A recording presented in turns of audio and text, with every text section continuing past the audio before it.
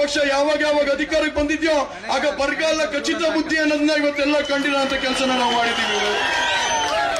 ಆದ್ರೆ ಖಂಡಿತವಾಗ್ಲೂ ಹೇಳ್ತೀನಿ, ಮುಂದಿನ ದಿವಸಗಳಲ್ಲಿ ನಮ್ಮ ಕುಮಾರಣ್ಣ ಮತ್ತು ಯಡಿಯೂರಪ್ಪ ಸಾಹೇಬರ ನೇತೃತ್ವದಲ್ಲಿ ಖಂಡಿತವಾಗ್ಲೂ ಕರ್ನಾಟಕ ರಾಜ್ಯದಲ್ಲಿ 28ಕ್ಕೂ 28 ಜಿಲ್ಲೆಯಲ್ಲೂ ಕೂಡ ನಮ್ಮ ಅಭ್ಯರ್ಥಿಗಳನ್ನ ಕೆಲಸನ ನಮ್ಮ ಕಾರ್ಯಕರ್ತರು ಮಾಡಿ ಇವತ್ತು ಒಳ್ಳೆ ಮಳೆ ಬೆಳೆ ಅಂತ ಕೆಲಸಗಳು ಹಾಗೆ ಆಗುತ್ತೆ. ಮುಂದಿನ ದಿವಸಗಳಲ್ಲಿ ಆಶಾಕಿರಣವಾಗಿರುವಂತ ರೈತ ಪರ ಇರುವಂತ ಒಂದು ಸರ್ಕಾರ ಬಂದೇ ಬರುತ್ತೆ ಅಂತ ಈ ವೇದಿಕೆ ಮುಖಾಂತರ ತಿಳಿಸುವಂತ ಕೆಲಸನ ಮಾಡ್ತೀವಿ.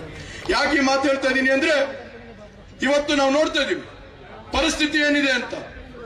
ಎಲ್ಲ ರೈತರುಗಳು ಇವತ್ತು ಯಾವ ಒಂದು ಕಷ್ಟದಲ್ಲಿದ್ದಾರೆ.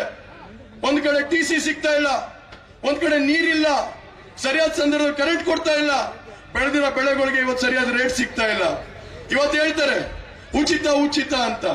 ಸ್ವಾಮಿ, ನೀವೇನಾದ್ರು ನಿಜವಾಗ್ಲೂ ಉಚಿತವಾಗಿ ಏನಾದ್ರು ಕೊಟ್ಟಿದ್ರೆ, ಎಲ್ಲಾ ವರ್ಗಗಳಿಗೂ ಉಚಿತವಾಗಿ ಕೊಟ್ಟಿದ್ರೆ ಅದು ಕೇವಲ ಬರಗಾಲ ಮಾತ್ರ ಅಂತ ಇವತ್ತು ನಾವು ಈ ವೇದಿಕೆ ಮುಖಾಂತರ ಹೇಳೋಂತ ಕೆಲಸನ ಮಾಡಬೇಕಾಗುತ್ತೆ.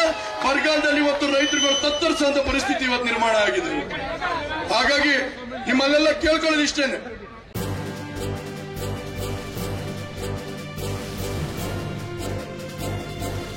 ಇದು ಮಾನವೀಯ ಸಂದೇಶದ ಜನವಾಹಿನಿ.